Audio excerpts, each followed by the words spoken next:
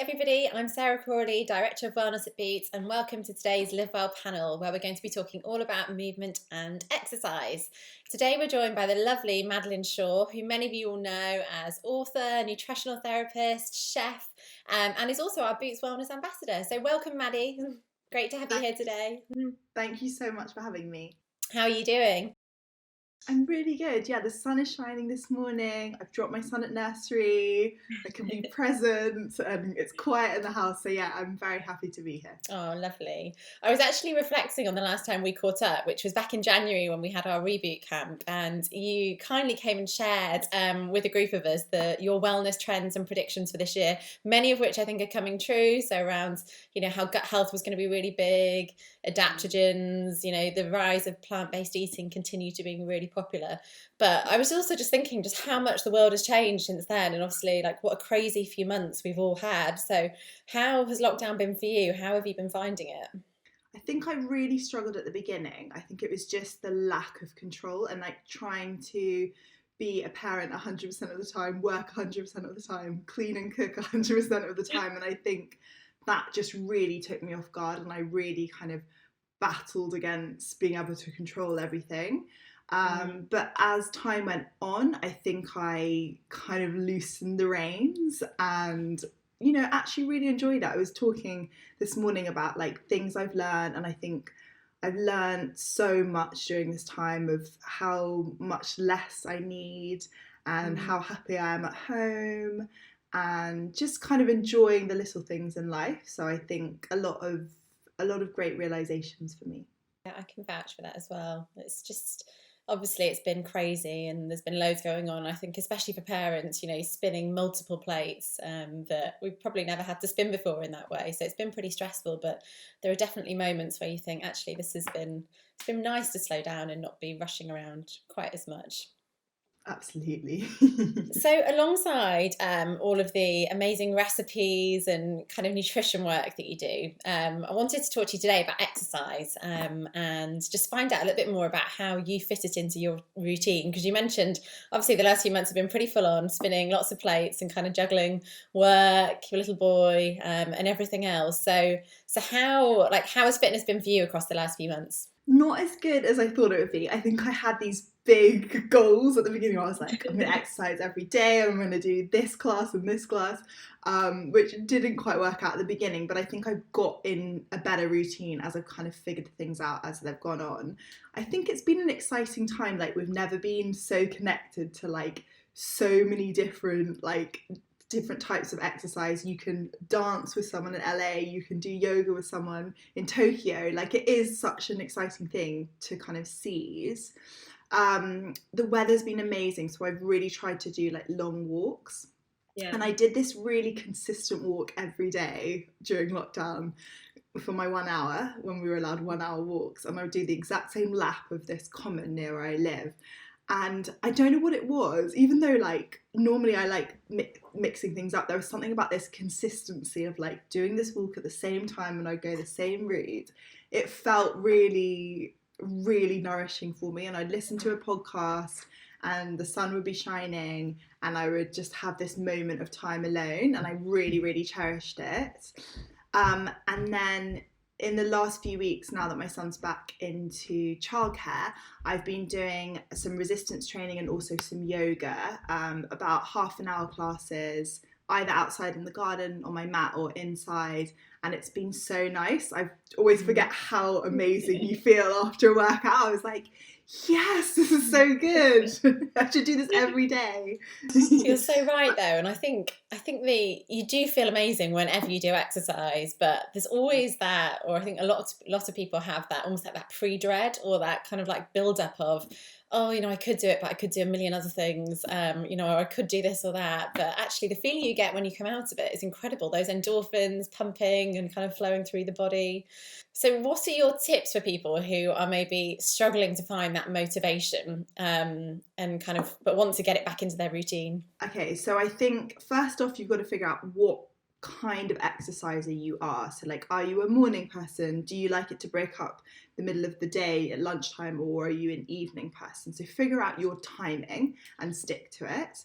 I think be realistic. I think sometimes we set these massive goals of like an hour and a half every day, for the rest of life. So keep it small, keep it realistic at the beginning, and then you can build up. You can get more, even if it's 10 minutes every day. Like, that's amazing. It's better than nothing.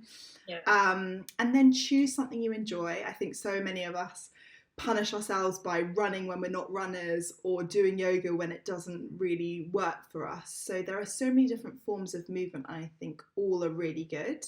So figure out what's right for you. If you enjoy dancing, dance. If you enjoy running, run. If you enjoy Pilates, do Pilates, Yeah. And I think it's figuring out, finding a particular teacher or a particular style of exercise that you like.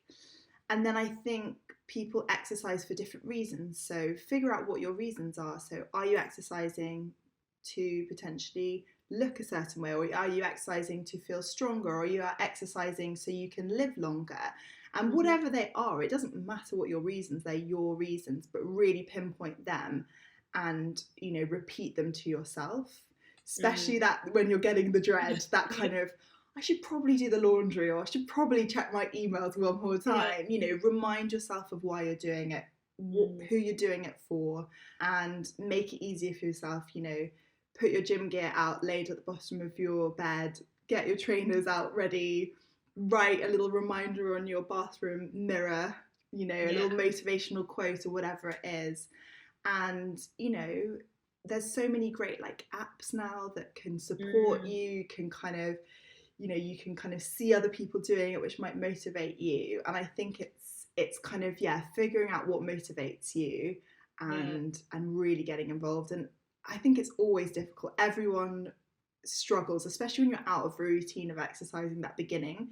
But once you start doing it, once you're in the kind of zone, it just becomes effortless. Yeah. And you almost become addicted to it, I think. I feel like that's how I go. And I definitely have like peaks and troughs with exercise. And similar to you, I started off lockdown with all of these amazing intentions and plans, and I felt great. And then I kind of, got sucked into work, and work's been really, really full on for me. And obviously juggling a little one as well. And I do feel like I've kind of let myself down a little bit. So I've had a word with myself and kind of set myself some new goals, to your point, and said, it doesn't have to be hard. And actually you can also do it with, if you've got kids, do it with kids. So at the weekend I was doing a little kids yoga thing with my 2-year-old, although his attention span was probably only about about 5 minutes before he wanted something else. But I think what's been brilliant about lockdown is obviously loads of gyms and kind of personal trainers and anyone who's kind of passionate about exercise have shifted onto online, and so much has become available for everybody. So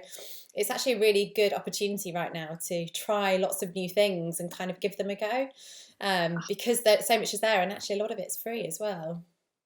Yeah, and a lot of these classes are live, which I think is quite good, because you've got to be there at a certain time, which I do think helps, especially if you're someone that likes classes or class environments. Having that kind of timing where you can't put it off or push it later, you've got to be there at 12 o'clock or whatever the time of the class is. I do think that helps. Definitely. And I think what that brings as well is routine, which a lot of people have been really missing.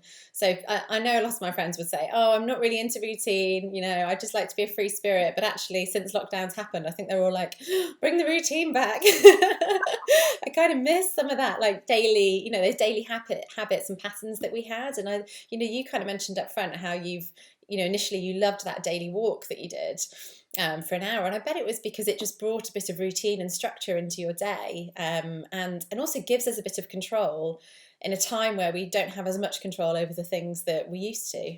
100%. I think it gave me all of those things, and just being in nature and moving and having quiet time. It was a very, and I still do it. It doesn't have the same kind of feeling, because I guess we've got a bit more flexibility now. But it was an essential part of my day. And you mentioned up front how you've now started to get back into yoga, and I know that this is one of your real passions. So how did you discover it, and how did you get into it? Because I know a lot of people kind of look at it and they think, I'd love to do it, but sometimes there's just a bit of a hurdle or a worry of how they can actually get into it. So what's your story? So I first discovered yoga at school. We had a yoga, she was our PE teacher, but she also did yoga. And it was mainly like Shavasana for half an hour, which was amazing. And yeah, kind of first got into it. And then when I was doing my A levels, my mum bought me a course of yoga to kind of help combat stress, and I really enjoyed it. And then I moved to Australia, to Sydney, when I was 19 for uni. And I stumbled across this studio and they were running this like 40-day, 40 nights of yoga. And I was like, this sounds kind of cool, bit of a challenge. And it really got me into it, and it got me into so many more things than just yoga. It also got me into meditation, into mindfulness, into spirituality. It kind of uncovered this, and it was 40 days and 40 nights of yoga. And then each month, not each month, each week, we would talk about different subjects, like, you know, noticing your thoughts or starting kind of a mindfulness practice. And it really like opened my eyes to a new form of movement that had so many more benefits than just the movement itself. And I think I never kind of knew how to manage stress before. I mean, it isn't often something we're really taught, even though it probably should be an essential skill taught at school. But it was really, really helpful for me, and it really opened me up and changed me. And I guess I've, continued on, and I did my yoga teacher training 5 years, maybe 5 or 6 years ago, quite a long time ago. And haven't really gone into the teaching side. Actually, funny enough, when I learned, it almost stole the beauty of yoga away from me, because I started to think of it as a job.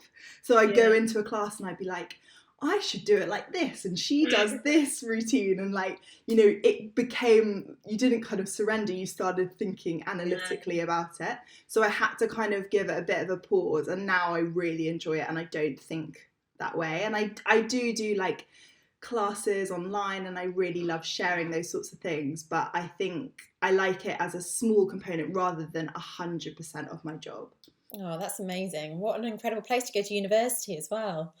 I know, it really, like, it's so funny, like it completely changed my life, but I just, it was so amazing. Have you been to Sydney? Yes, I have. I love it. I completely fell in love with it, and the lifestyle. And I think, I think over here we often talk about how over in Australia everyone's just so much kind of, kind of more active and outdoors, and obviously the weather plays a massive role in that. But the other thing that I loved was the food scene over there, like brunch and kind of just how relaxed it was. So I guess did that play quite a big part in influencing kind of your career as a nutritional therapist as well?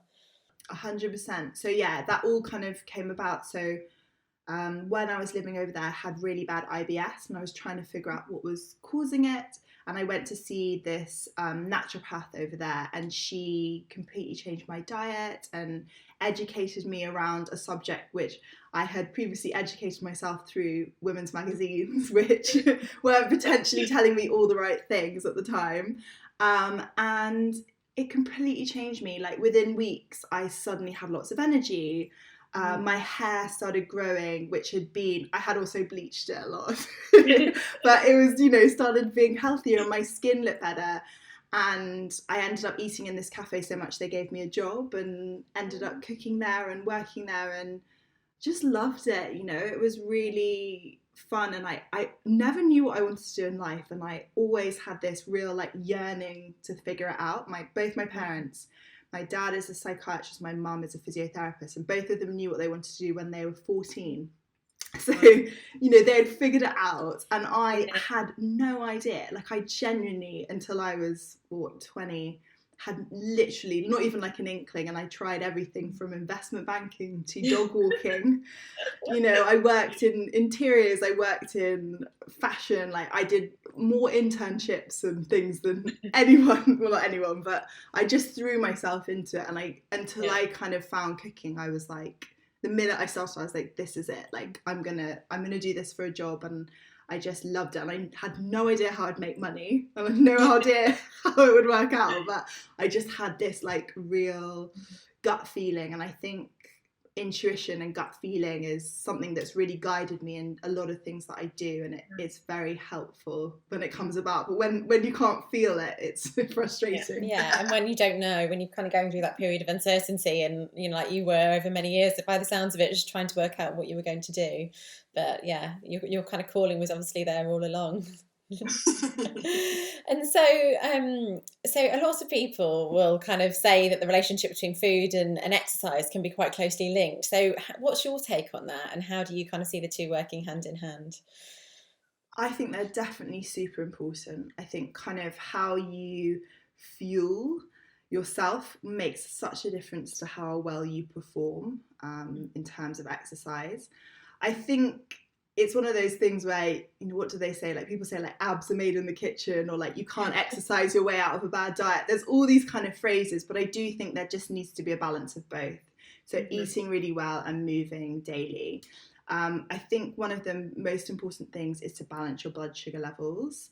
I think when you're kind of eating potentially very sugary foods for breakfast, lunch, and dinner and snacks, often your energy levels are going up and down, up and down. And if you're trying to exercise or move in a state of when your sugar levels have crashed, you're gonna find it really difficult. So I think balancing your meals, really trying to make sure that you've got protein, good quality protein in each meal, healthy fats in there, good sources of carbohydrates, and really having balance means that whatever time of the day you exercise, you're going to have that energy because you've kind of got this nice stable blood sugar levels. And I think that's a huge thing.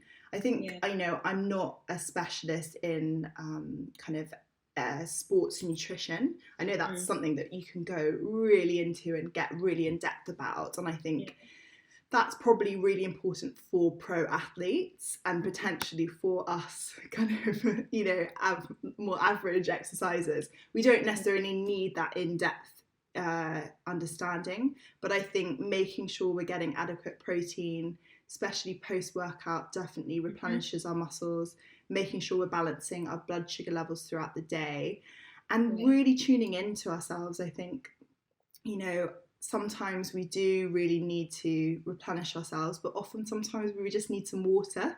And I think often we start eating and we're like, I don't feel satisfied, and then you drink a glass of water and you're like, oh yeah, that was it. It makes a difference, doesn't it? Exactly. So I think it's kind of, it's having that balance, having that awareness.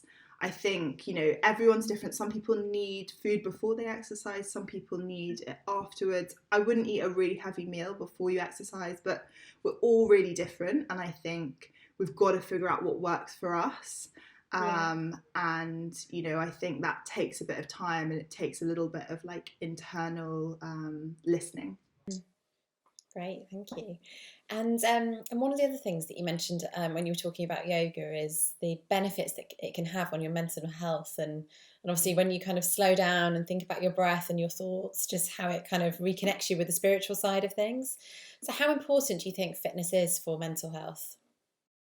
I think it's one of the most important things that we can do. Like we said earlier, we know how good it feels during and after you've finished, moving, those endorphins, that boost of energy. Like if you're feeling a bit tired, exercising can be one of the best things to kind of uplift you, even though you might not feel like it at the very beginning.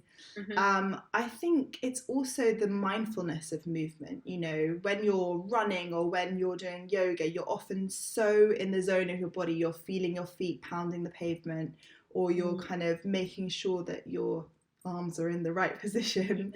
And I think that's so special because so much of the time we're constantly listening to our thoughts, thinking about what we should have said in the interview, or what's coming up later today. And I think the more we can become present, the kind of less we suffer. And I think that exercise really brings you into the present moment, because you got to think about your balance, you got to think about where you're going, you got to think about what the next move is. And I think anything that brings you to the present moment is great for your mental health. Taking deep breaths, which you've got to do in exercise, getting more oxygen into the body, boosting your circulation, and often, exercising outdoors just has so many benefits to it. And I think also, not so much at the moment, but I know like just that connection of going to a yoga class or being in a group class and achieving something together. And, maybe it's like you have a friend that you go you know, exercising, whether it's running or kind of crossfitting, whatever it is, and you see them achieve something and they see you achieve something, that kind of sense of achievement is amazing. And I think having small wins, especially in a time like now, is such a great thing. We all need to have a little win in the day, and I think exercise is a fantastic way of getting a win in. Yeah, I love that idea. And I think you're so right. I've really missed the connections that I used to get when I was at the gym, you know, be it either training with someone or kind of seeing other friends, and it just how it kind of spurs you along and encourages you, as well as those endorphins. So I'm looking forward to being able to kind of have some of those connections again, because I think they make a big difference. But as you said, you know, in the meantime, we've got so much available to us, and always just heading outside as well, which, you know, when the weather's been as nice as it has been is just a real joy, isn't it? And I think being amongst nature as well, you know, you talked about mindfulness and kind of the importance of fitness on mental health, but I think the whole being, being amongst the trees and nature just adds another dimension to it as well. Well, they just say you just have to just sit in a forest to get the benefits. You don't have to do anything. So I love forest bathing. I love it. That's one of my favourite weekend hobbies. Just go and soak up the trees and the light in the forest.